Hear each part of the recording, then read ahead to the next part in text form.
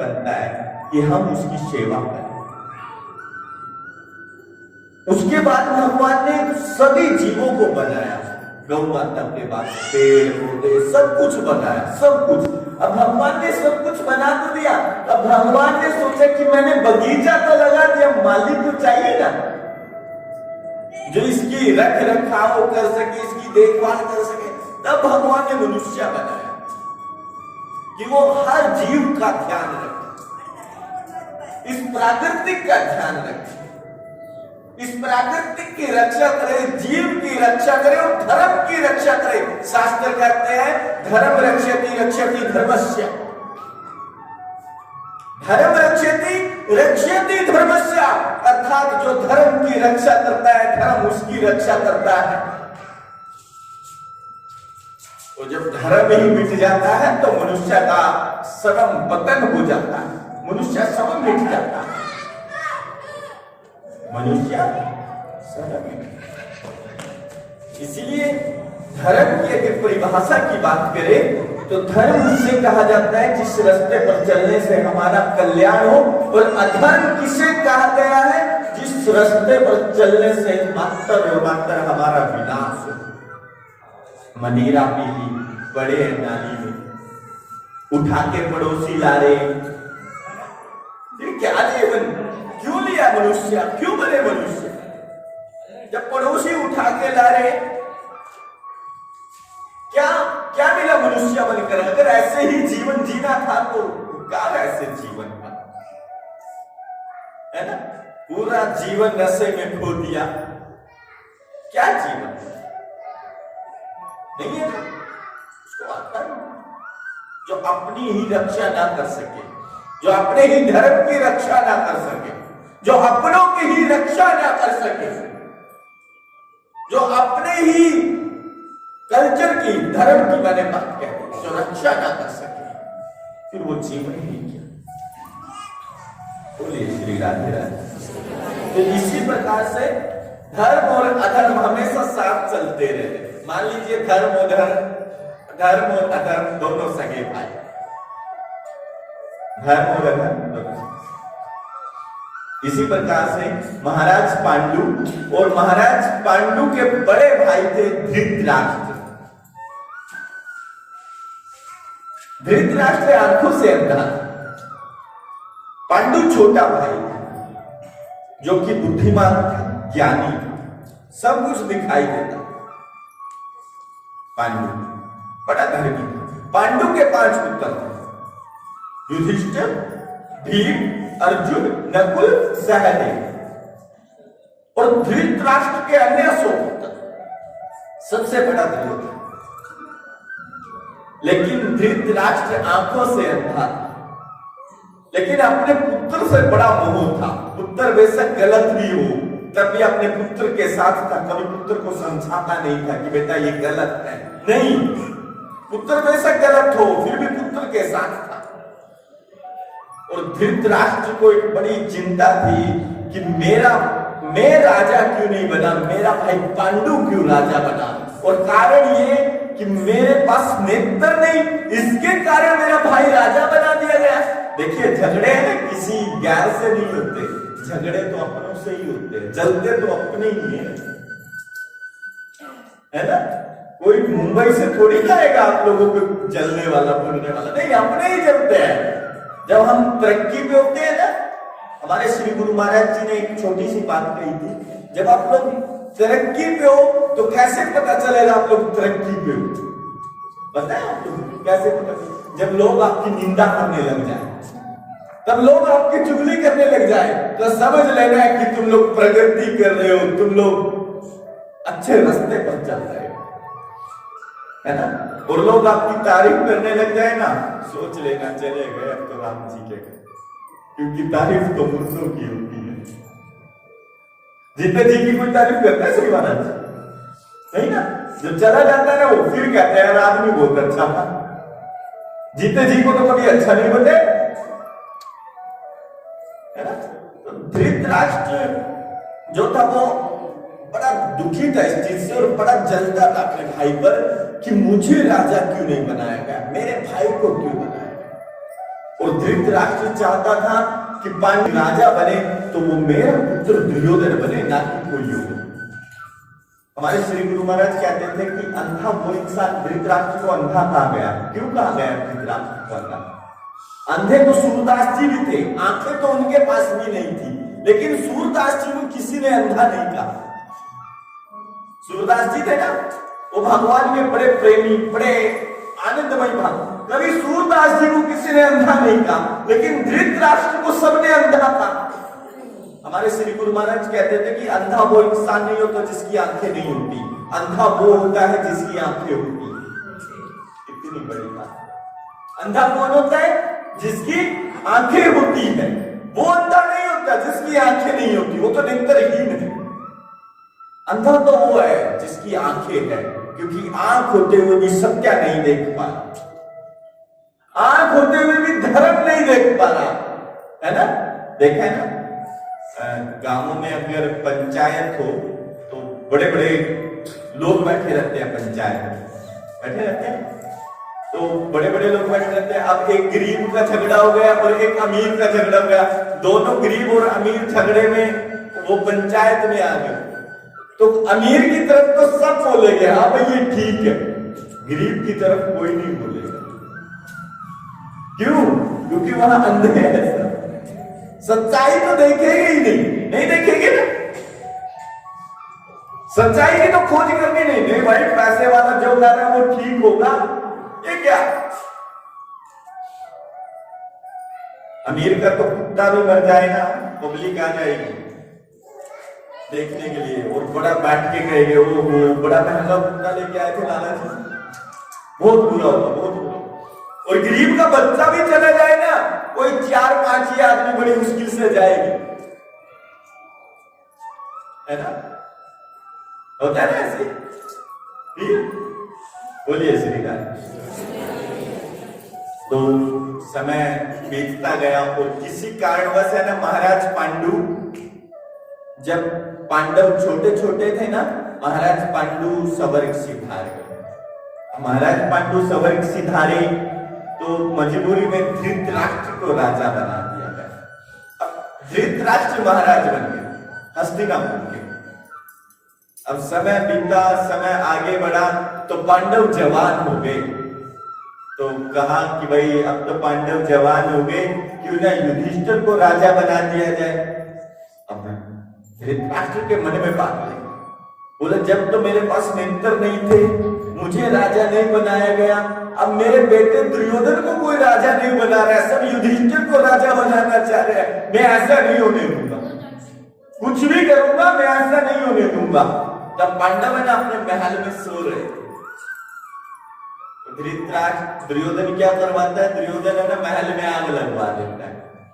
तो ठाकुर जी के परम भक्त रहते थे विदुर जी, विदुर जी पीछे का दरवाजा खोलते हैं महल का और पांडवों को निकाल देते हैं। अब पांडव बच गए, कुछ साल बाहर रहे, द्रौपदी से शादी की, द्रौपदी से शादी करके वापस आए हस्तिनापुर और धृतराष्ट्र से आके बोले कि हे ज्येष्ठ पिताश्री, आप हमें हमारा जो भी हमारे हिस्से में आता है, जो भी बंटवारे में आता है, वो हमें हमारा दे दीजिए। धृतराष्ट्र बोला ठीक है। अब जो अच्छी जमीन थी, जहां महल थे, जहां सब कुछ था, वो तो दे दिया अपने पुत्र दुर्योधन को, और जो बिल्कुल बंजर भूमि थी, जहां कुछ भी नहीं था, वो दे दिया पांडवों को। लेकिन पांडव बंजर भूमि लेकर भी संतुष्ट रहे, कुछ नहीं।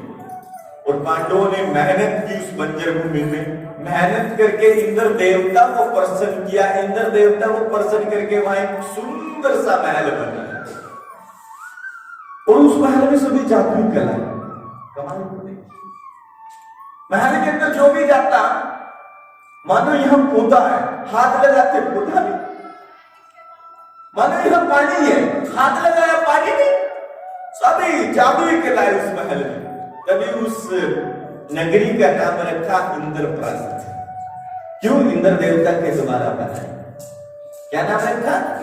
इंद्रप्रस्थ। अब इंद्रप्रस्थ नाम रखा, दूर दूर से पता चला कि भाई इंद्रप्रस्थ है, दुनिया देखने के लिए जा रही है, भाई क्या सुंदर महल है, देखने चले, दुनिया देखने के लिए गई। जैसे ही दुर्योधन को मालूम हुआ ना कि भाई इंद्रप्रस्थ बड़ा सुंदर महल है, तो दुर्योधन ने सोचा मैं भी चलता हूं। अब दुर्योधन गया। अब दुर्योधन ने जैसे ही जादुई महल देखा तो दुर्योधन की तो आंखें फटी फटाई रह गई। अब दुर्योधन आगे गया, आगे देखा दुर्योधन ने ये बड़ा सुंदर पौधा है, हाथ लगा के तो देखो, जैसे हाथ लगाया पौधा है ही नहीं। आगे बढ़ा, आगे बढ़ा, सोचा यहां पानी है, हाथ धो लूं, हाथ धोए पानी है ही नहीं। अब दुर्योधन आगे जा, आगे दुर्योधन चलता गया तो एक पानी का खड्डा आया। दुर्योधन ने सोचा ये भी कोई जादुई कला, तो दुर्योधन ने जैसे ही पांव रखा ना तो दुर्योधन गिर गया। ऊपर से द्रौपदी देख रही थी और द्रौपदी ने दुर्योधन की हंसी लगा ली, देख अंधे का पुत्र अंधा ही होता, अंधे का पुत्र अंधा ही होता है। अब जैसे ही द्रौपदी ने ये शब्द कहे तो सभी हंसने लगे, सभी हंसने लगे, सभी ने दुर्योधन का मजाक बनाया। अब दुर्योधन ने अपने अपमान करवा के वापस आ गया। हमारे श्री गुरु महाराज एक बात कहते थे, आदमी को थप्पड़ मार दो, आदमी थप्पड़ भूल जाएगा, लेकिन वाणी कभी नहीं भूलता, है ना, वाणी कभी नहीं भूलता। स्त्री है ना, बिना सोचे समझे कुछ भी बोल देती है, सोचती नहीं, समझती नहीं, क्यों? जीवा को काबू में नहीं रखती, बिना सोचे समझे कुछ भी बोल देती है। और तुम्हारे बिना सोचे समझे ना बोलने के कारण पता है क्या होता है? दो परिवार अलग हो जाते हैं, दो भाई अलग हो जाते हैं। देखिए, एक ही मां के दो बेटे, इतना उनकी शादी नहीं होती, इकट्ठे रहते हैं।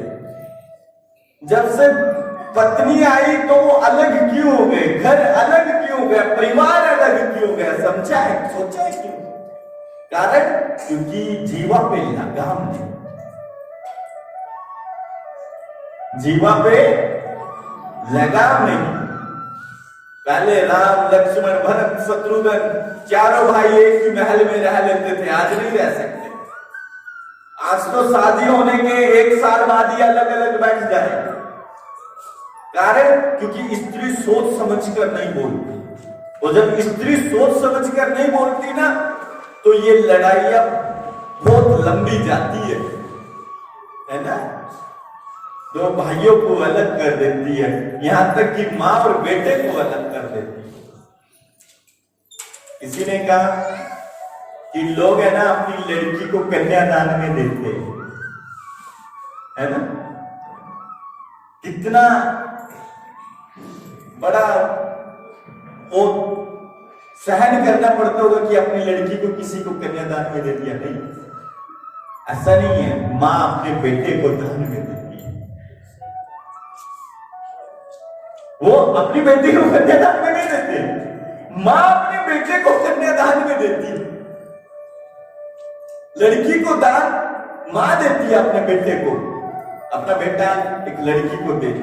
देखिए, एक मां ने अपने छोटे से बेटे को पाला, पोसा, बड़ा किया, उसको खूब पढ़ाया, खूब लिखाया, कभी खाने की कमी नहीं होने दी। वो बीमार हुआ तो सारी सारी रात उसके पास बैठी रही, सारी सारी रात मन्नतें मांगी भगवान से, प्रभु ये कामयाब हो जाए।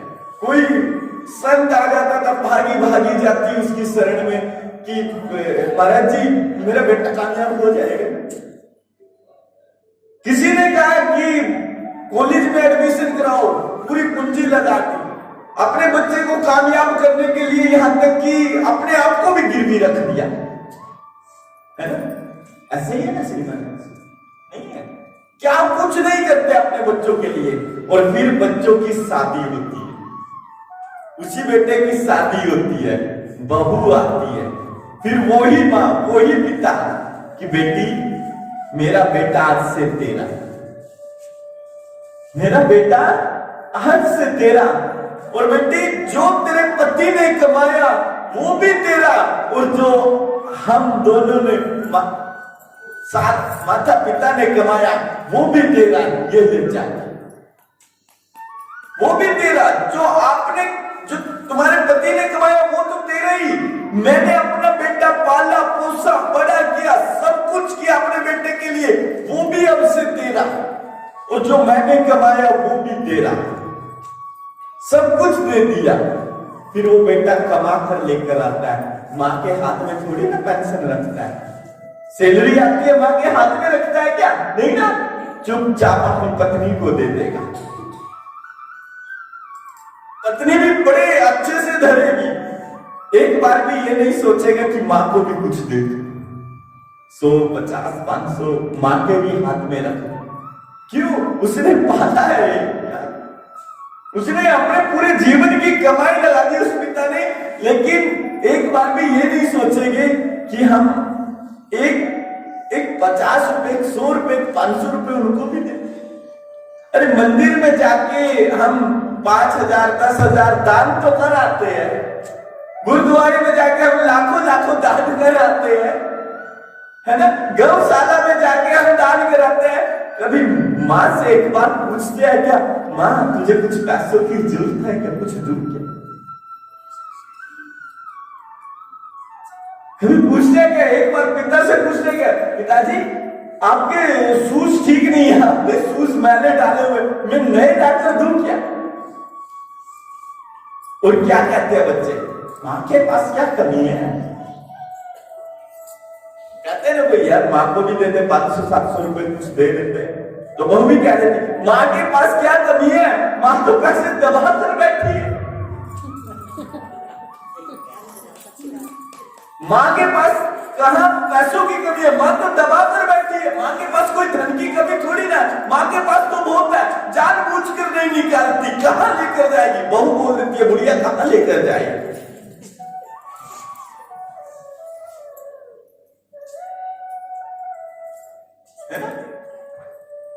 बोल देती है बुढ़िया कहां लेकर जाएगी? अरे बुढ़िया ने तो जो कमाया था ना वो बहू को दे,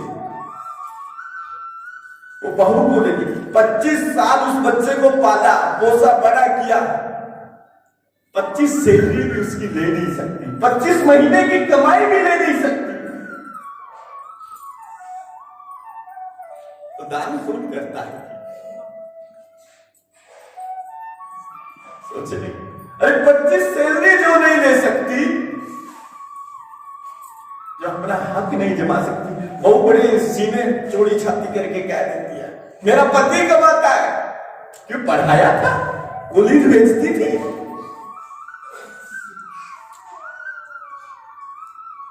है ना? और एक उसे कह देती है मेरा पति कमाता है इसलिए खाती हूं, इसलिए पहनती हूं। क्यों भाई?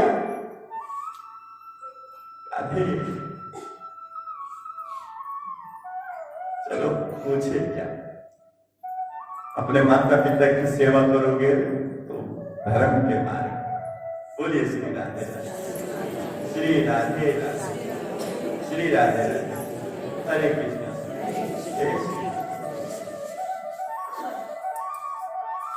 अब स्त्री जो होती है ना वो कभी सोच समझ कर नहीं बोलती, जो मन में आया वो बोल दिया। अब दुर्योधन के मन में बात लगी कि द्रौपदी ने मुझे अंधे का पुत्र, अंधा आए दिन द्रौपदी से मैं अपनी बेइज्जती का बदला लूंगा, मैं अपने अपमान का बदला लूंगा। और ये बात ठानकर दुर्योधन अपनी हस्तिनापुर की तरफ गया और सोचने लगा क्या करूं, कैसे बदला लूं। तब शकुनी से सलाह ली। शकुनी दुर्योधन का मामा, शकुनी ने कहा क्यों ना पांडवों को तुम भोजन पे बुला दो। बोले बात सही।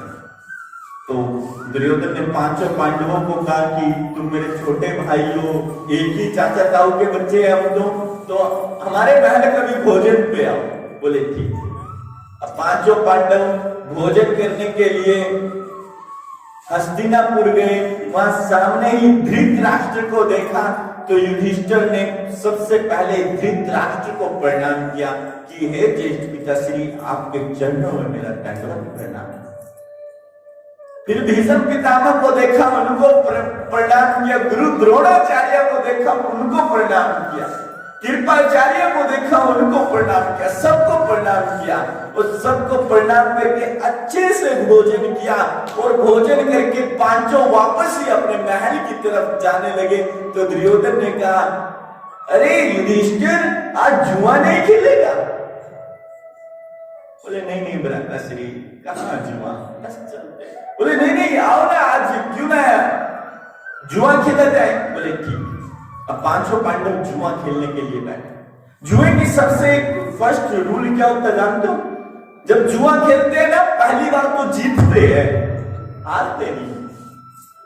बहुत ही कम लोग पहली बार जुए में हारते होंगे। पहली बार जीतते हैं, कारण जानबूझकर जिताया जाता है।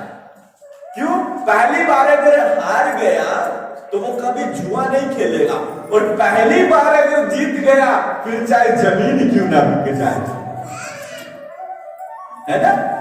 तो जैसे ही जुए की पहली चाल चली तो दुर्योधन पहली चाल हार गया और युधिष्ठिर पहली चाल जीत गया।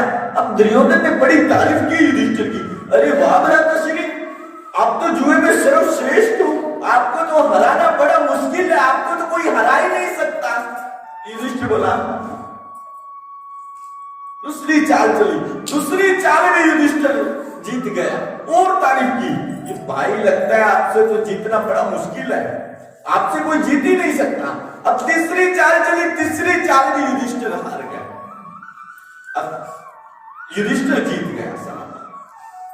अब दुर्योधन कहता है, भ्राताश्री आप 3 चाल जीत चुके हो, अब एक काम करते हैं, आप तो अपना इंद्रप्रस्थ जुए में रख दो, अपना महल जुए में रख दो, मैं अपना महल जुए में रखता हूं, और मुझे नहीं लगता कि मैं आपसे जीत जाऊंगा। अब युधिष्ठिर ने अपना इंद्रप्रस्थ जुए में रख दिया और दुर्योधन ने भी अपनी हस्तिनापुर जुए में रख दी। तब दुर्योधन ने अपने मामा शकुनी से कहा कि मामा अब चाल चलो, कोई ऐसा बेईमाना करो कि हम हर हालत में ये चाल जीत जाए। अब शकुनी ने जैसे ही बेईमाने से पासों को फेंका तो युधिष्ठिर उस चाल को हार गया, अर्थात इंद्रप्रस्थ को हार गया। अब इंद्रप्रस्थ दुर्योधन की हो।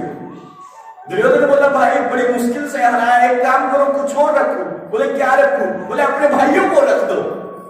युधिष्ठिर ने अपने भाइयों को जुए में रख दिया, उनको भी हार गया। अब जैसे युधिष्ठिर उठकर चलने लगा तो दुर्योधन ने कहा कि भाई कहां जा रहे हो? बोले वैसे बात मानने के लिए कुछ नहीं। बोले द्रौपदी को क्यों नहीं रख देते, जीत जाओगे, सब कुछ तुम्हारा। अब युधिष्ठिर ने क्या किया? द्रौपदी को जुए में रख दिया। स्त्री कोई जुए में रखने वाली चीज नहीं है। स्त्री तो घर की इज्जत होती है, घर की लज्जा होती है। युधिष्ठिर ने वहां जुए में जैसे ही द्रौपदी को रखा तो दुर्योधन द्रौपदी को भी जीत गया। अब जैसे ही द्रौपदी को जीता तो दुर्योधन को अपना अपमान याद आया और दुर्योधन ने बड़े भारी शब्दों में अपने भाई दुशासन से कहा, दुशासन जा उस द्रौपदी को लेके आ। उसने पूरी सभा में मुझे अंधे का पुत्र अंधा कहा था, आज मैं भी पूरी सभा में उसकी बेइज्जती करूंगा, उसका अपमान करूंगा, जा लेकर आ। दुशासन गया द्रौपदी के कक्ष में। द्रौपदी अपने केसों को संवार रही थी।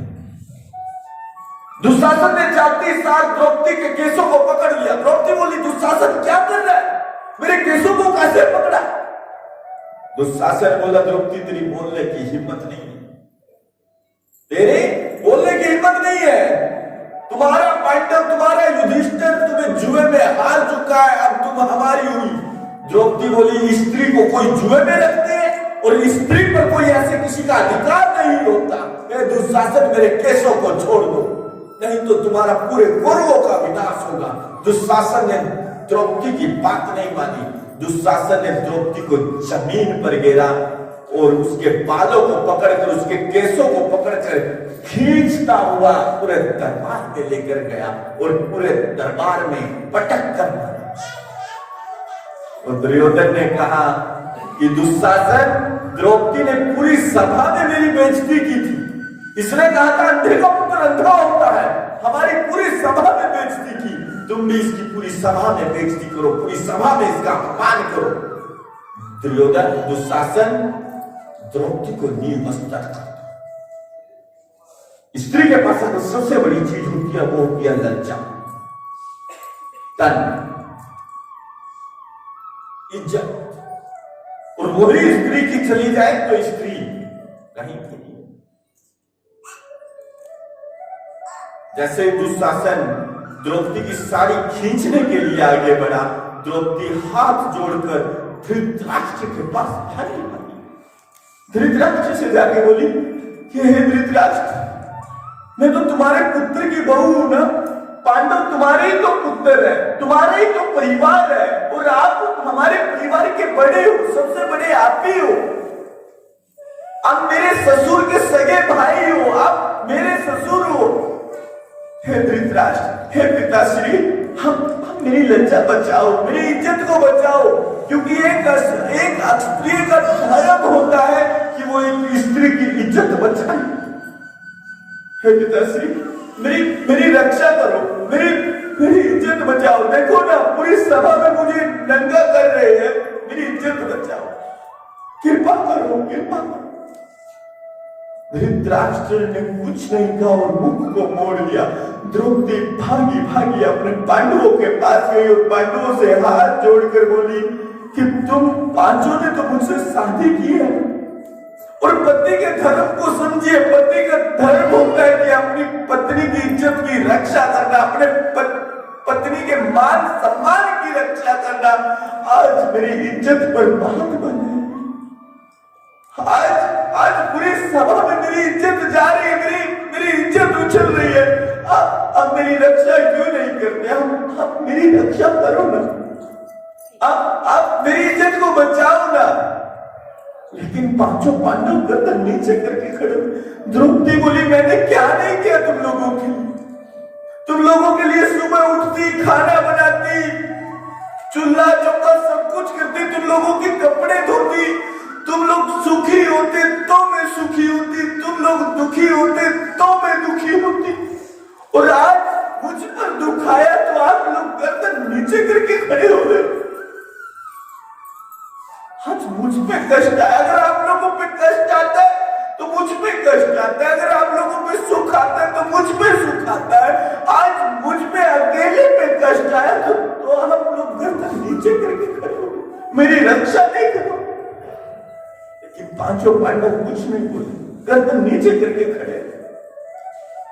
द्रौपदी ने देखा कि पांडव तो मेरी रक्षा करने वाले नहीं।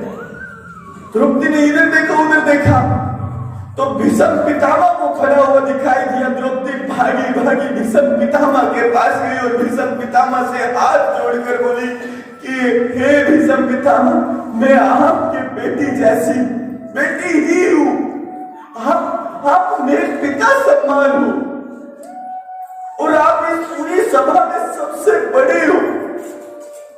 हे पिताश्री, क्या आप अपनी बेटी की इज्जत की रक्षा नहीं करोगे? देखो ना, समझाओ ना कुछ इनको, आप कुछ बोलते क्यों नहीं? आप चुप क्यों हो? लेकिन भीष्म पितामह भी गर्दन नीचे करके खड़े हो गए। भीष्म पितामह भी कुछ नहीं बोले। कृपाचार्य के पास गए, कृपाचार्य भी कुछ नहीं बोले। तो गुरु द्रोणाचार्य के पास गए और गुरु द्रोणाचार्य से जाकर बोली, हे गुरु द्रोणाचार्य, आप तो शस्त्र और शास्त्रों के ज्ञाता हो, आपको तो मालूम है ना धर्म क्या है और अधर्म क्या है, कि एक पूरी सभा में स्त्री की इज्जत जाए, ये कौन सा धर्म है? ये तो अधर्म है, और जहां अधर्म होता है तो वहां आवाज उठानी चाहिए, धर्म का साथ लेना चाहिए। हे गुरु द्रोणाचार्य, आप क्या मेरी इज्जत की रक्षा नहीं करोगे? आप तो कौरवों और पांडवों के गुरु हो, और गुरु की आज्ञा का तो पालन सब करते हैं, कृपया करके मेरी इज्जत बचाओ। ऐसी प्रार्थना ही कर रही थी कि हमारे भगवान द्वारिकाधीश रोने लगे। हमारे भगवान द्वारिकाधीश की आंखों में आंसू। माता रुक्मिणी बोली, प्रभु आपकी आंखों में आंसू है, क्यों बोलूं? आप क्यों रोते? भगवान बोले, अरे रुक्मिणी देखना मेरी धर्म की बहन के साथ क्या हो रहा है। मेरी धर्म की बहन द्वार द्वार पर भटक रही है, द्वार द्वार भटक रही है, कोई उसकी रक्षा के लिए आगे ही नहीं बढ़। रुक्मिणी बोली प्रभु आप तो लीला करो, प्रभु आप तो कल्याणकारी हो, आप ही क्यों नहीं अपनी बहन की रक्षा करते। भगवान बोले अरे रुक्मिणी मैं तो कब से उसकी रक्षा करने के लिए तैयार बैठा हूं, लेकिन एक बार वो मुझे पुकार तो ले।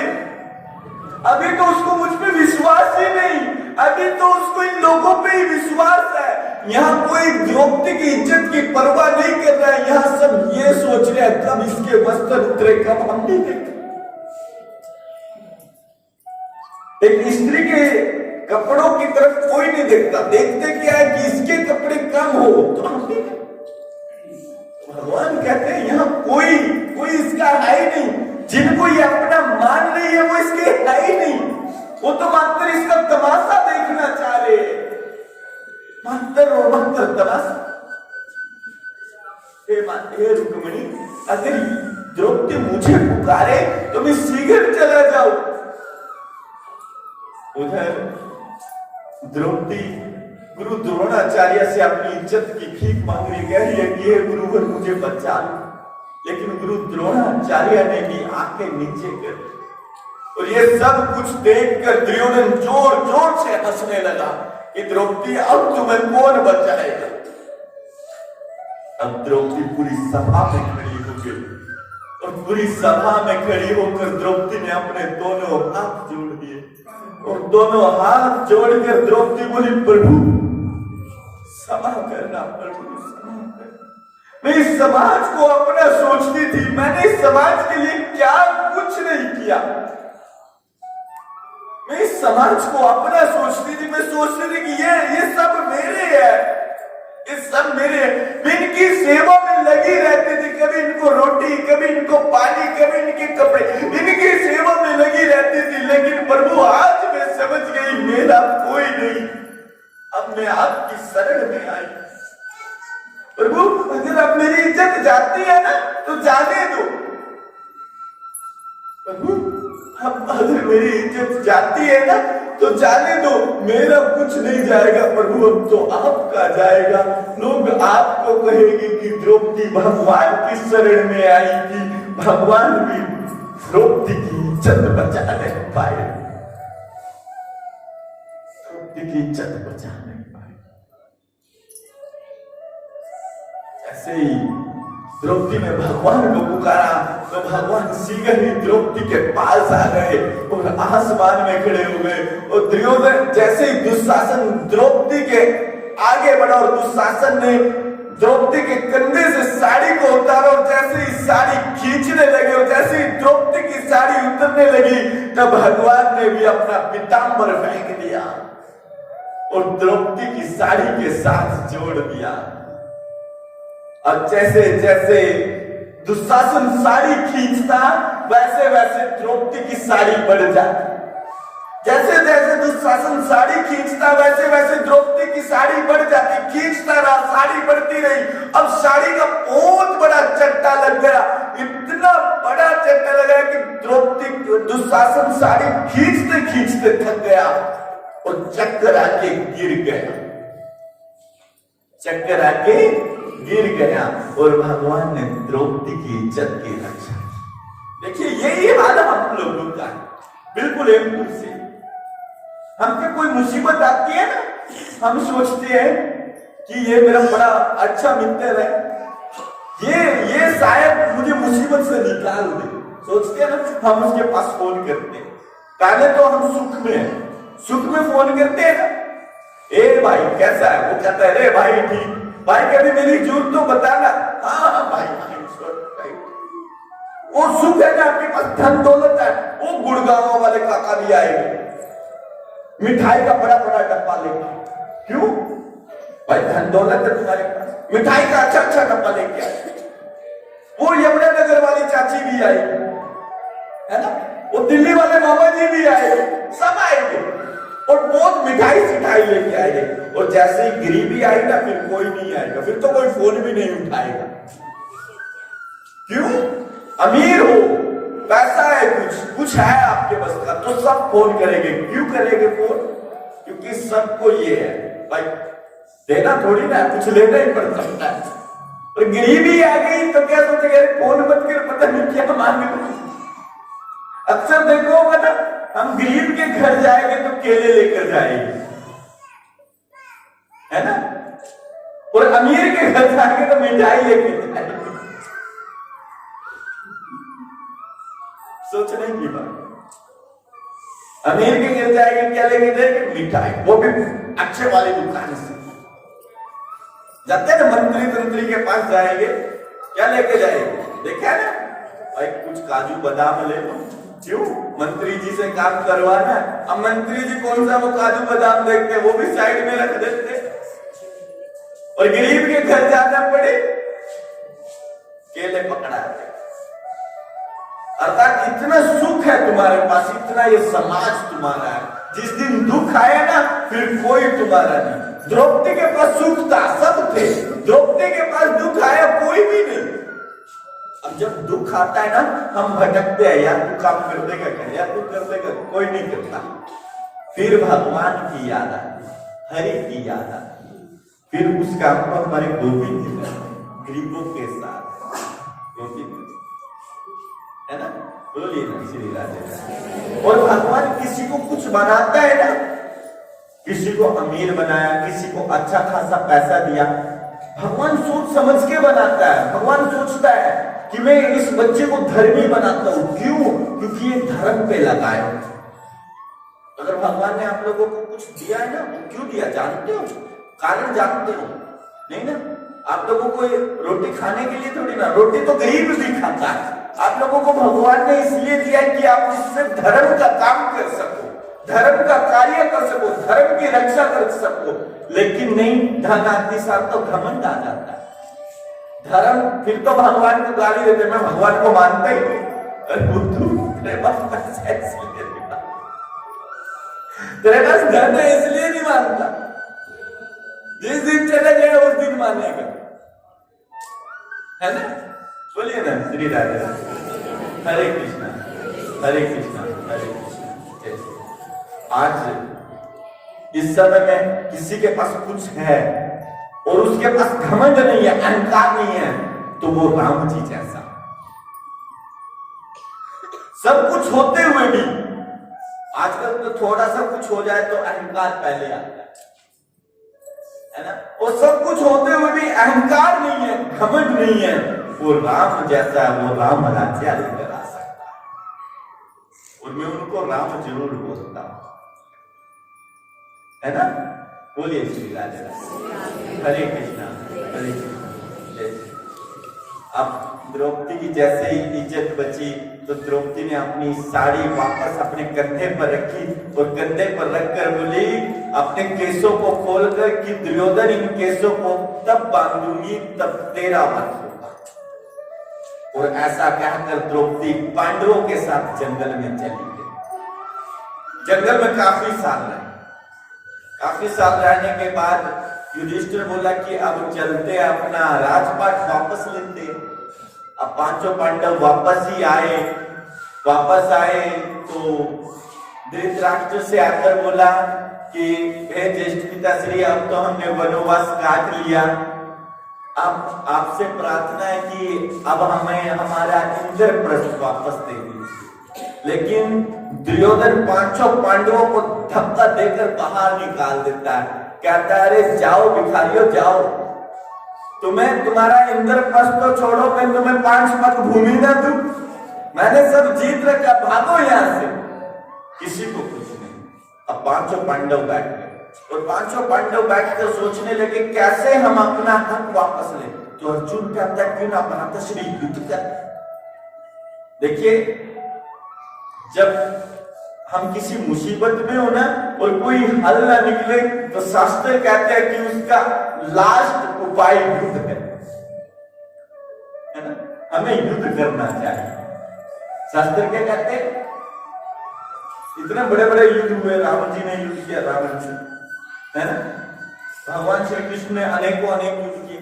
बोले जब हम हमारे रास्ते सब बंद हो जाते हैं ना, लास्ट रास्ता रह जाता है युद्ध करना, और युद्ध करना चाहिए। हमें जो जीवन मिला सभी को युद्ध के लिए मिला है। युद्ध किससे करते हैं? पड़ोसी से नहीं, खुद से करो।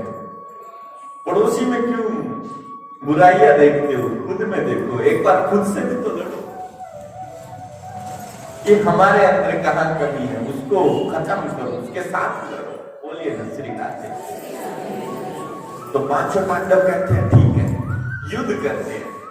अब एक सभा रखी, सभा में जितने भी पांडवों के मित्रगण थे उन सबको बुलाया और कहा कि हम कौरवों से युद्ध करना चाहते हैं। सभी ने कहा ठीक है, हम तुम्हारे साथ। बोले अब एक को और बुलाते हैं। बोले किन को? बोले द्वारिकाधीश, भगवान द्वारिकाधीश को बुलाते हैं, उनकी सलाह लेते हैं। बोले ठीक। अब भगवान द्वारिकाधीश को बुलाया सभा में, पांचों पांडव खड़े हुए और भगवान द्वारिकाधीश का बहुत अच्छे से स्वागत किया।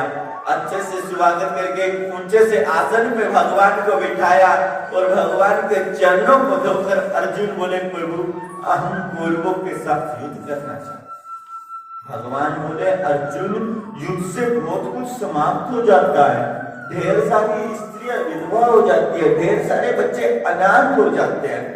अच्छे से सोच समझ लिया ना? बोले हाँ प्रभु, हमारे पास अब कोई और रास्ता ही नहीं है, यही लास्ट रास्ता है कि हम युद्ध करें। भगवान बोले अर्जुन युद्ध करने से पहले कौरवों के पास एक बार शांति दूत भेजो। शांति दूत जाएगा तो शायद बातों से समस्या का हल हो जाए, है ना। तो बोले प्रभु बहुत सारे शांति दूत भेज दिए परंतु कौरव को समझने के लिए तैयारी नहीं। तो भगवान बोले अर्जुन मैं सब शांति दूत बन के जाऊंगा, मैं बड़ा हूं ना, आपने मुझे ऊंचे सिंहासन पे बिठाया तो मैं सब शांति दूत बन के जाऊंगा। अर्जुन बोले नहीं प्रभु आप शांति दूत बनकर मत जाओ, वो कौरव है, वो मंदबुद्धि है, पागल हो चुकी है।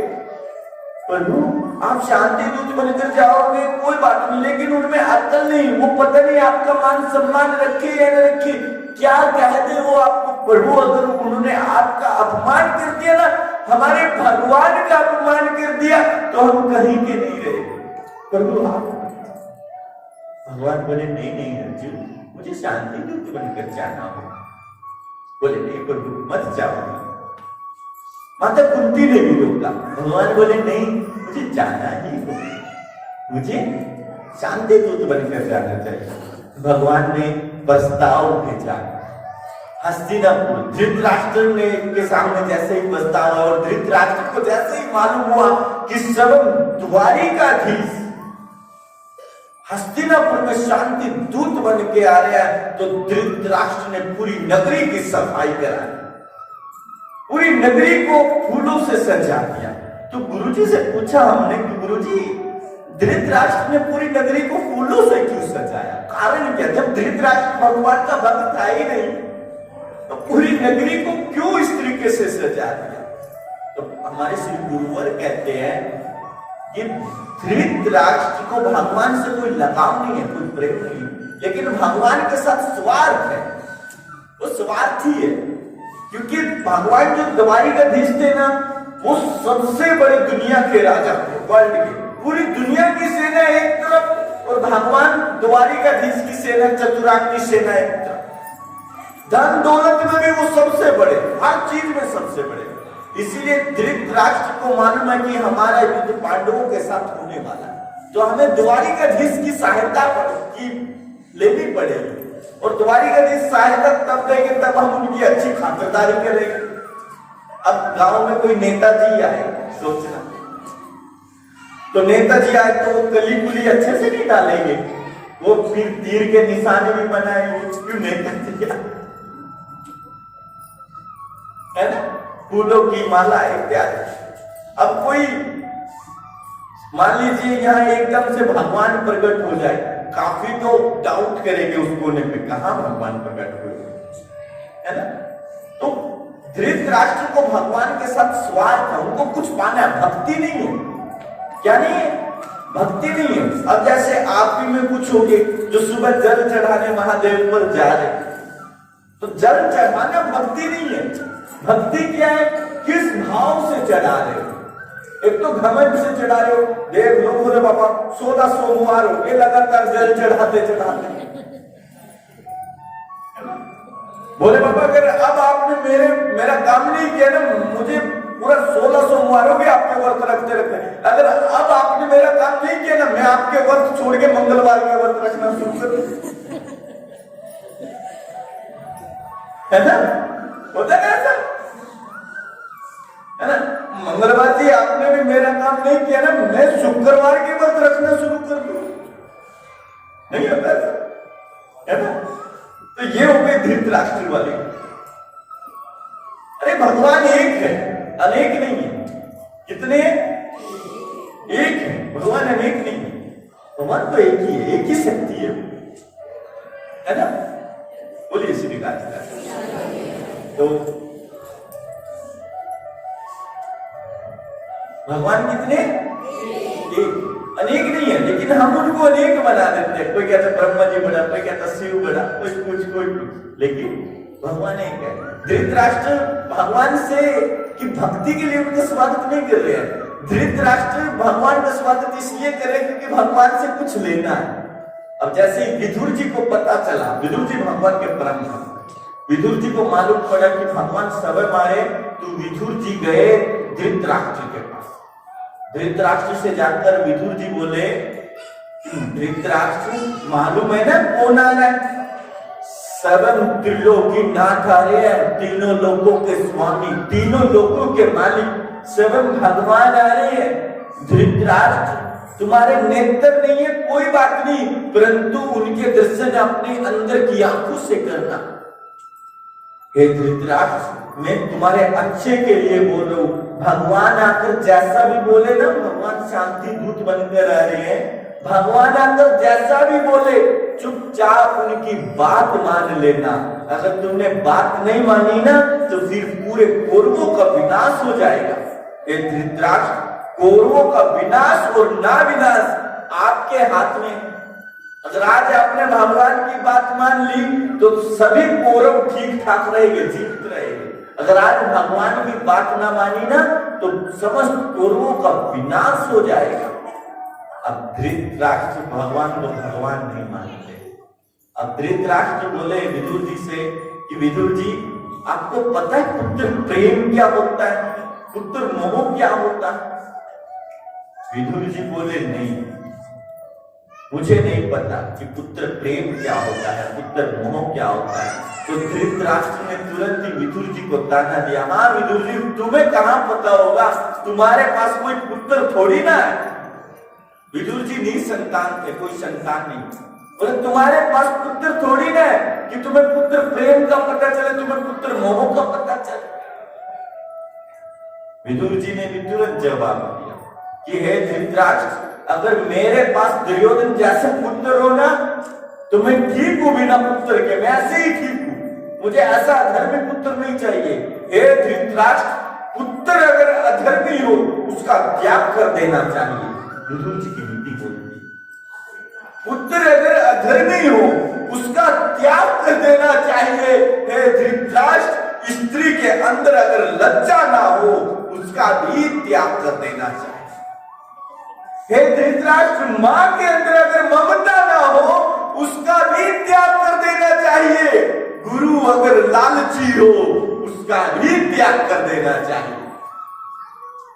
कितनी बड़ी बात विदुर जी ने आपने है ना?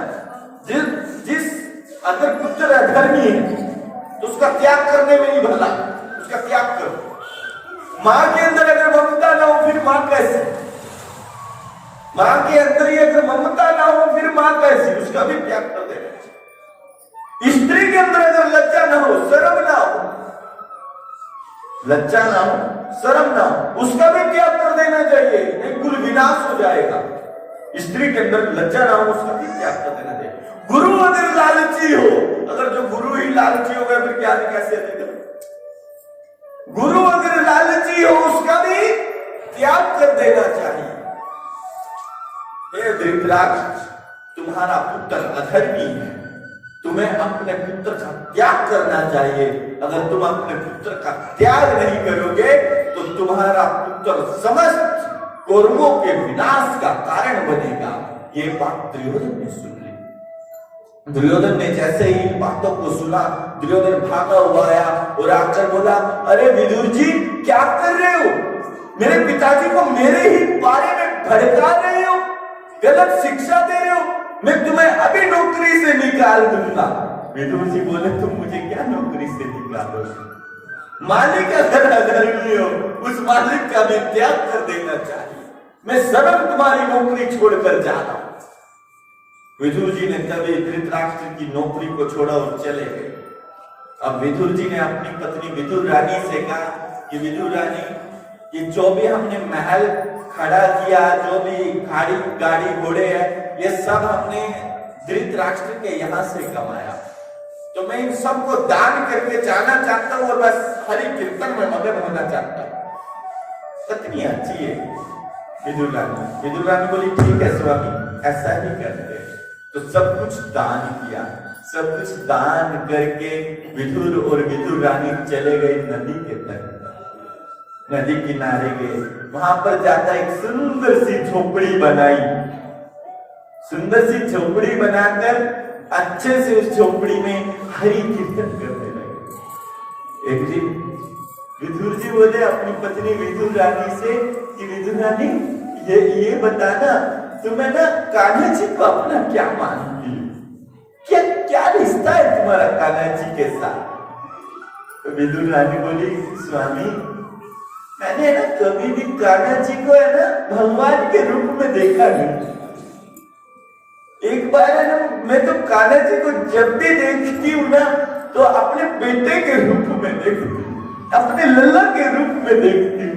मैं चाहती हूँ कि एक बार द्वारिकाधीश मेरे पास आए और मुझे मां कहकर पुकारे, मुझे मां कहकर पुकारे। बाकी मुझे कन्हैया से कुछ नहीं चाहिए, ना धन चाहिए, ना दौलत चाहिए, ना हीरे, ना सोना, ना चाहिए। तो बस इतना चाहती हूँ कि एक बार कान्हा आए और कान्हा जी आकर मुझे एक बार मां कहकर बुलाए, बस ये मेरी आखिरी इच्छा। तो विदुर रानी बोली, विदुर जी आप बताओ ना, आप कान्हा जी को क्या मानते हो अपना? बोले, बस वैसे तो वो भगवान है, तीनों लोगों का स्वामी है, लेकिन एक बार है ना, मेरे कान्हा जी मेरे द्वारिकाधीश मेरे सपने में आए, मेरे सपने में, और सपने में आकर है ना, मेरे ठाकुर जी ने मुझे काका कहकर पुकारा, मुझे काका कहकर पुकारा। तब इसे है ना, मैं कान्हा जी को अपना बच्चा मानता हूँ, अपना लल्ला मानता हूँ, बस मुझे भी एक बार वो काका कहकर पुकार दे, एक बार हमारी कुटिया आकर कुछ खा ले, बाकी मुझे भी कान्हा जी से कुछ नहीं चाहिए। विदुर जी बोले, अरे विदुर रानी, तुम्हें मालूम है आज है ना, आज हमारे द्वारिकाधीश, आज हमारी कन्हैया हस्तिनापुर आ रहे, सभी लोग उनके दर्शन करने के लिए जा रहे हैं, सभी उनके दर्शन के लिए जा रहे हैं। बोले, अच्छा, बोले मुझे भी लेके चलो ना, मैं भी उनके दर्शन करने के लिए जाना चाहती हूँ। बोले, नहीं, तुम यही रुको, मैं ही उनके दर्शन करने के लिए जाऊंगा। और विदुर रानी, तुम चिंता मत करो, मैं ना द्वारिकाधीश को यही कुटिया में लेकर आऊंगा, तुम कुटिया को अच्छे से साफ और सुंदर कर लो। कान्हा जी आएंगे, ठाकुर जी आएंगे, कहाँ बैठेंगे, कैसे बैठेंगे? तुम कुटिया को अच्छे से साफ और सुंदर कर लो, मैं लेके आऊंगा। नहीं, विदुर रानी बोली, सच में लेके आऊंगे ना, मुझे सच बता, जो नहीं आए ना, मैं अपने प्राणों का त्याग कर दूंगी, सच में लेकर आऊंगा। बोले, हाँ, मैं सच में लेकर आऊंगा। अब विदुर जी गए हस्तिनापुर के गेट पे, सड़क के इधर भी ढेर सारी पब्लिक खड़ी है, सड़क के उधर भी ढेर सारी पब्लिक खड़ी है, बहुत बड़ी सेना खड़ी है, बहुत बड़ी सेना। जैसे ही बहुत बड़ी सेना खड़ी और इधर भी पब्लिक उधर भी पब्लिक, सभी कह रहे, अरे द्वारिकाधीश आएंगे, सभी भगवान के जोर जोर से जयकारे लगा रहे हैं, लेकिन विदुर जी भगवान को कोई जयकारा नहीं लगा रहे। विदुर जी अपने अपने हाथों को नीचे करके खड़े हुए, चुपचाप खड़े हुए और सोच रही है कि मेरे ठाकुर जी देखने में कैसे हैं, जैसे मैंने उनको सपने में देखा है। क्या मेरे ठाकुर जी ऐसे ही? मैं अपने ठाकुर जी के दर्शन करूं। आज मुझे मेरे भगवान मिलेंगे। आज मैं अपने भगवान को देख पाऊंगा। अरे वाह, क्या अद्भुत दिन, क्या आनंदमय दिन है। ऐसा बोल ही रहे थे कि पब्लिक कहने लगी, अरे वो देखो द्वारिका के बाहर धूल उठ रही है, भगवान द्वारिकाधीश आ रहे हैं। अरे वो देखो भगवान आ रहे। जोर से पब्लिक जयकारे लगाने लगी भगवान के, लेकिन विदुर जी जयकारे नहीं लगा रहे। विदुर जी के शरीर के रोंगटे खड़े हुए, एक रोम खड़े हुए और कह रहे, अरे मेरे गोविंद आ रहे। अरे देखो ना, अरे मेरे कन्हैया आ रहे। मुझे अपने कन्हैया के दर्शन हो गए। मैंने कभी अपने भगवान को देखा नहीं, बस सपने में देखा। आज मैं साक्षात अपने भगवान को देखूं। जैसे ही भगवान आए, जैसे ही भगवान द्वारिका के अंदर प्रवेश किया, तो जोर से भगवान के जयकारे लगने लगे। भगवान सबकी तरफ देख रहे हैं, लेकिन विदुर जी की तरफ नहीं देख रहे। विदुर जी कह रहे हैं, प्रभु कुछ मांगता है। प्रभु सुनो ना, प्रभु ये सब आपसे किसी को बच्चा चाहिए, किसी को धन चाहिए, किसी को दौलत चाहिए। प्रभु मुझे ये सब नहीं चाहिए। प्रभु बस एक बार मेरी तरफ देखो ना। प्रभु एक बार मेरी तरफ देख लो ना। कान्हा, ओ मेरे कान्हा जी, देखो ना एक बार मेरी तरफ। प्रभु देख भी लो ना मेरी तरफ एक बार। आप देखते क्यों नहीं? लेकिन भगवान विदुर जी की तरफ नहीं देख रहे। भगवान जैसे ही रथ को लेकर आगे चले और जैसे ही विदुर जी के सामने आए, विदुर जी के रोंगटे और खड़े हो गए और कहने लगे, प्रभु आप मेरी तरफ क्यों नहीं देख रहे? प्रभु आप सबकी तरफ देख रहे हो, सबकी तरफ देखकर हंस रहे हो। प्रभु सबके झोले भर रहे हो आप। प्रभु एक बार मैंने क्या मांगा? प्रभु इतना ही तो चाहता हूं ना कि आप एक बार चलकर मेरी कुटिया चलो। मेरी कुटिया जाकर मेरी पत्नी, मेरी विदुर रानी को एक बार जाकर माँ बोल दो। मुझे एक बार काका बोल दो। बाकी मुझे धन दौलत की कोई जरूरत नहीं है प्रभु। मुझे कोई धन नहीं चाहिए ना प्रभु। मुझे कोई दौलत नहीं। प्रभु मुझे छोड़कर ऐसे मत जाओ। एक बार प्रभु मुझे देख लो ना। लेकिन भगवान जैसे ही रथ लेकर आगे निकले, तो विदुर जी सड़क पर पड़कर रोने लगे और कहने लगे, प्रभु मैंने आपसे क्या मांगा था? प्रभु आपके दर्शन ही तो मांगे। प्रभु आपकी भक्ति ही तो मांगी। क्या मैंने आपसे धन मांगा? क्या मैंने आपसे दौलत मांगी? क्या मैंने आपसे पुत्र मांगा? क्या मैंने आपसे संतान मांगी? क्या मैंने आपसे कोठी मांगी? क्या मैंने आपसे बंगला मांगा? नहीं ना प्रभु, इतना ही तो मांगा, सिर्फ आपको मांगा, आगे तो कुछ नहीं। जैसे ही विदुर जी सड़क पर पड़कर रोने लगे ना, तो पूरी पब्लिक विदुर जी की हंसी लगाने लगी, कहने लगी, देख कैसे रो रहा है। सभी हंसी लगाने लगी। अब विदुर जी सड़क से उठकर जैसे ही अपनी कुटिया में गए, तो विदुर रानी बोली, अरे विदुर जी, आप तो मेरे कान्हा जी को लेने के लिए गए थे ना, मेरे भगवान को लेने गए थे ना। कहाँ है मेरे भगवान? कहाँ छिपा दिए? कहीं पीछे तो नहीं छिपाया है ना? दिखाओ ना, क्यों तड़पा रहे हो? लेकिन विदुर जी को जैसे ही पता चला ना कि विदुर रानी बहुत रोएगी अगर जो कुछ कह दिया, तो विदुर जी कहते हैं विदुर रानी से कि विदुर रानी, भगवान आएंगे, एक छोटा सा काम है उनको, पहले उनको खत्म करेंगे, फिर यहाँ आएंगे आराम से। विदुर रानी, मैं बाजार जाता हूँ, भगवान के लिए कुछ खाने का लेकर रहता हूँ, भगवान आएंगे तो क्या खिलाएंगे उनको? बोले ठीक, जाओ। अब विदुर जी बाजार चले गए और विदुर रानी घर में अकेली। क्षमा करना, क्षमा पाती हूँ। हरे कृष्णा। अब विदुर जी चले गए बाजार भगवान के लिए कुछ खाने का लेने, और विदुर रानी घर में अकेली। और उधर जैसे ही भगवान पहुंचे ना हस्तिनापुर, तो धृतराष्ट्र ने, भीष्म पितामह ने, गुरु द्रोणाचार्य ने, सबने भगवान को बड़े जोर से स्वागत किया, बड़े अच्छे से स्वागत किया। फूलों की मालाएं डाली, आरती की, सब कुछ करके अंदर लेकर गए और एक ऊंचे से सिंहासन पर बिठाए।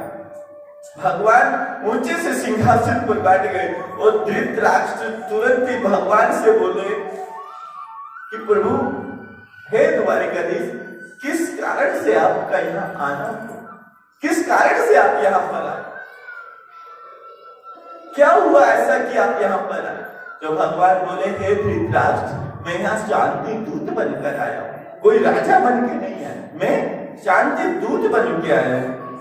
अभी आपका और पांडवों का दोनों का युद्ध होने वाला है, मैं चाहता हूं कि युद्ध ना हो।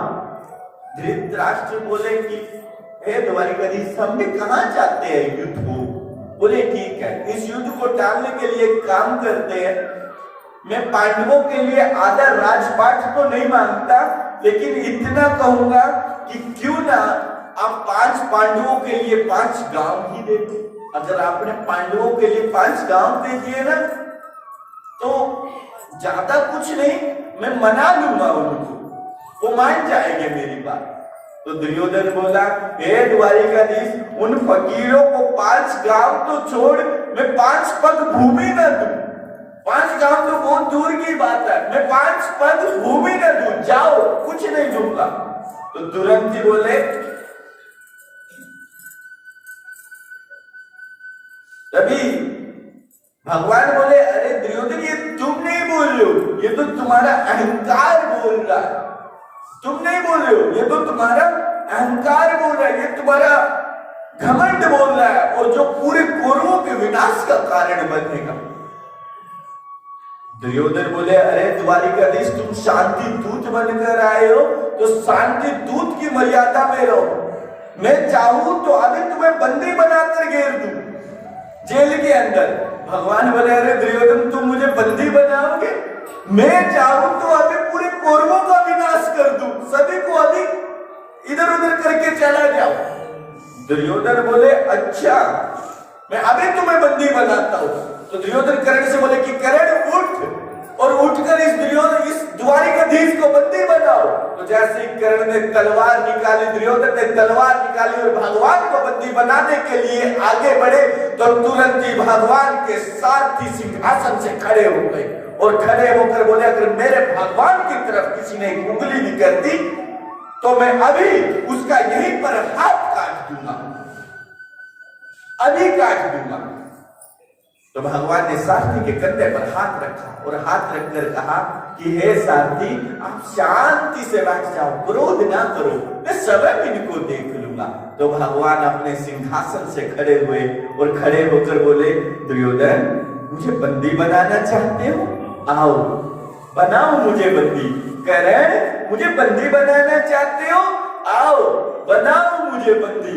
जैसे ही बंदी बनाने के लिए आगे बढ़े, तो आसमान में जोर जोर से बिजली गड़गड़ाने लगी, बादल गरजने लगे, अंधेरा छा गया और भगवान ने अपना विशाल रूप धारण कर लिया। जैसे ही भगवान ने अपना विशाल रूप धारण किया, भगवान कृष्ण से नारायण रूप में आ गए। भगवान ने जैसे ही अपनी उंगली को सीधा किया, तो भगवान के हाथ में सुदर्शन चक्र सुशोभित देने लगा। जैसे ही भगवान के हाथ में सुदर्शन चक्र सुशोभित देने लगा, जितने भी कौरव खड़े थे वो भगवान के सामने मात्र और मात्र चींटी नजर आ रही है। सभी भगवान को देखकर कांपने लगे, सभी भगवान को देखकर कांपने लगे। दुर्योधन और कर्ण के हाथ से अस्त्र और शस्त्र छूट गए।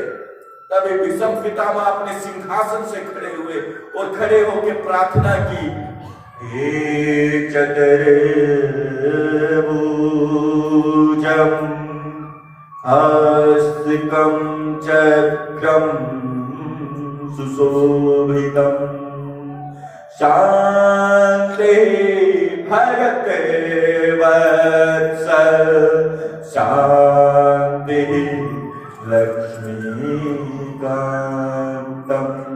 गुरु द्रोणाचार्य खड़े हुए। गुरु द्रोणाचार्य के सवर कहते हैं, हे नाथ कमल नयनम योगी वृद्ध्या वर्धनयम लक्ष्मीकांतम शेषनागम विराजमानं समुद्रसं सुशोभितं लक्ष्मीकान्तं योगिवृद्ध्यावर्धन्यम्। गुरु द्रोणाचार्य कृपाचार्य खड़े हुए। कृपाचार्य करे त्राहिमाम त्राहिमाम प्रभु त्राहिमाम, अर्थात विषम पितामह के जो मंत्रों का उच्चारण था वो मैं अब हिंदी में बताना चाहूंगा। विषम पितामह कह रहे हैं, हे भगवान वैसे तो आपके चारों पूजा बड़ी सुंदर दिखाई दे रही है प्रभु, वैसे तो आपकी चार पूजा बड़ी शोभा बड़ी सुशोभित दिखती है। आपके हाथ में शंख चक्र गदा पद्म अत्यधिक सुंदर लगते हैं प्रभु। आपके कमल ने मानो सभी दिशाओं को देख रहे हो, अत्यधिक सुंदर है हे प्रभु। आप इतने करुणामयी हो, इतने इतने दयालु हो कि कोई बड़े से बड़ा पापी भी आपकी शरण में आ जाए तो आप उसको क्षमा कर देते हो, आप उसको माफ कर देते हो हे प्रभु। हम सब आपकी शरण में आए हैं। दुर्योधन और कर्ण की भूल को क्षमा करो, हमारी भूल को क्षमा करो हे प्रभु। त्राहिमाम प्रभु त्राहिमाम, हे प्रभु अपनी कृपा दृष्टि अपनी दया दृष्टि पर बनाओ।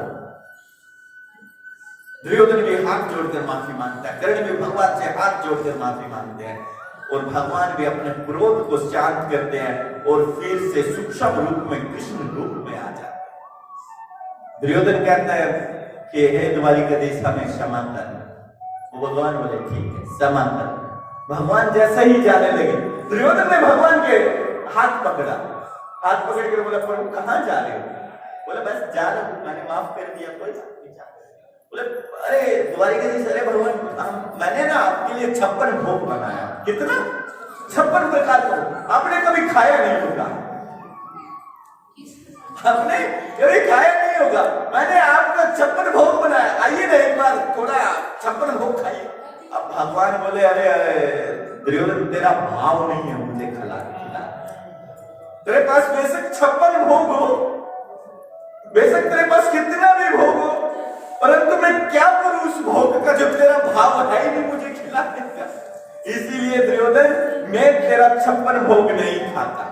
भगवान ने दुर्योधन के 56 भोगों को ठुकरा दिया और भगवान के 56 भोगों को ठुकरा कर जैसे ही भगवान ने 56 भोगों को ठुकराया और आगे गए तो भगवान अपने सारथी से कहते हैं, हे सारथी मुझे ना बहुत जोर की भूख लगी है। सारथी बोला मेरे प्रभु को भूख लगी तो मैं आगे कुछ चूल्हा चौका करता हूँ और एक स्वादिष्ट खाने का इंतजाम करता हूँ प्रभु आपके लिए। बोले अरे नहीं नहीं। बोले फिर? बोले मेरे काका रहते हैं नदी में और विदुर जी। अरे भगवान लेट सुनते जरूर।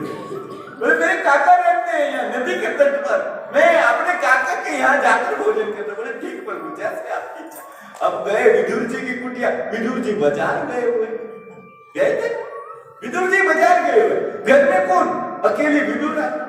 अब भगवान ने जाके आवाज लगाई, मैया ओ मैया देखो ना तुम्हारे कान्हा जी आए, कुछ खाने को दो। लेकिन विदुर रानी जी तो कीर्तन में मदमस्त, उसको पता ही नहीं कौन आ रहा है कौन जा रहा है। कान्हा जी ने फिर आवाज लगाई, मैया ओ मैया मैं देखो मैं बाहर दहलीज पर खड़ा हूं, मुझे अंदर नहीं बुलाओगे? लेकिन विदुर रानी जी ने फिर भी नहीं सुनी। विदुर रानी जी फिर भी कीर्तन में मस्त। भगवान ने फिर आवाज लगाई, ओ मैया सुन भी लो, कब तक मैं ऐसे बाहर खड़ा रहूंगा? मुझे अंदर बुला भी लो। भगवान समय अंदर आ, भगवान अंदर आए और आकर भगवान विदुर रानी जी के सामने खड़े हो गए। अब विदुर रानी जी ने जैसे ही भगवान के चरणों की तरफ देखा, सोचिए कौन, थोड़ा ऊपर उठाया, घुटनों की तरफ देखो, सोच कौन, थोड़ा ऊपर उठाया, छाती की तरफ देखो, सोच रहे कौन, जैसे मुख की तरफ देखा तो विदुर रानी जी के रोंगटे खड़े हुए। मैं सच में देख रही हूँ ना, सच में मेरे भगवान आए भी है, या कहीं मैं सपन तो नहीं देख रही, कहीं मैं सपना तो नहीं देख रही, क्योंकि सपने में आते रहते हैं और ऐसा लगता है जैसे कहीं मैं सपना देख। विदुर रानी जी ने अपने आप को काटा तो जैसे ही दर्द हुआ तो विदुर रानी जी तुरंत उठी और उठ के बोली, प्रभु आप आए, प्रभु क्षमा करना, मैं मेरे ध्यान ही नहीं रहा कि आप आए। प्रभु कहाँ बैठा प्रभु, इधर देखो उधर देखा तो दूर पीढ़ा दिखाई दिया। विदुर रानी जी गई पीढ़े के पास, भागी और पीढ़े को लेकर आए, बिछाना सुलटा था, बिछा उल्टा था, बोली प्रभु आओ ना बैठो। अब भगवान का भाव देखिए, भगवान उल्टे पीढ़े पर बैठ गए। अरे वाह, अब कोई दिखावा नहीं, भगवान उल्टे पीढ़े पर बैठ गए, बैठकर बोले माँ मुझे भूख लगी है, मुझे कुछ खाने का दो ना। विदुर जैसे ही माँ कहा, विदुर रानी जी की आंखों में आंसू, विदुर रानी जी रोने लगी। अरे अरे अरे किसी ने सुना क्या, मेरे भगवान ने मुझे मैया कहा, मेरे भगवान ने मुझे माँ बोला। अरे अरे अरे कोई सुनने वाला नहीं कह रहे, अरे किसी ने सुना क्या, मेरे भगवान ने मुझे माँ कहा, मेरे गोविंद ने मुझे माँ कहा। लेकिन विदुर रानी जी भागी मंदिर की तरफ, तो कुछ मिला नहीं, केले मिले, केले उठाकर लेकर आई, बोली वो मेरे लल्ला को भूख लगी है, मैं खिलाती हूँ ना खाना। तो विदुर रानी जी ने केला तोड़ा, केले का छिलका उतारा, फल नीचे डाल दिया और भगवान को छिलका दे दिया। प्रेम में पता ही नहीं क्या दे रही हूँ, क्या कर रही हूँ, कुछ पता ही नहीं, भगवान को छिलका दे दिया, फल नीचे गिर दिया। अब भगवान का भी भाव देखिए, क्योंकि भाव से दिया ना, बड़े प्रेम से दिया, तो भगवान केले का छिलका खा। भगवान ने कहा ही नहीं कि भैया फल तो नीचे गिर गया, नहीं, छिलके ही खा गए। विदुर रानी जी ने दूसरा केला छीला, फटाफट छील रही है, फल नीचे गिर दिया, भगवान को फिर छिलका पकड़ा दिया, भगवान फिर छिलका खा। तीसरा केला छीला, जैसे ही फल को नीचे गिरा और भगवान को केला दिया तो विदुर जी दरवाजे पर आ गए। विदुर जी देख रही है, विदुर रानी पागल कर क्या रही है, भगवान को उल्टे पीठे पर बिठा रखा और दूसरा भगवान को छिलके खिला रही है, फल नीचे गिर रही है। विदुर जी ने आवाज लगाई, अरे पागल, अरे बुद्धू विदुर रानी क्या कर रही है, देख भगवान को उल्टे पीठे पर बिठा रखा और भगवान को छिलके खिला रही है। बोली ये तो छोड़ो, भगवान ने मुझे मां कहकर बोला, वो देखो मैंने छोड़ो, भगवान ने मुझे मां कहकर बोला, मेरी प्रार्थना सुन ली, जो मैं मांगती थी वो दे दिया। भगवान ने मुझे मां कहकर बोला, मुझे मां कहकर बोला। मेरे जीवन का सबसे बड़ा आनंद, भगवान को विदुर जी ने पीढ़े से उठाया और जैसे विदुर जी भगवान के पांव छूने लगे तो तुरंत ही भगवान ने विदुर जी को पकड़ लिया और पकड़ कर बोले, नहीं कहा अब मेरे पांव नहीं छू सकते, सीने से लेके पड़ेगा।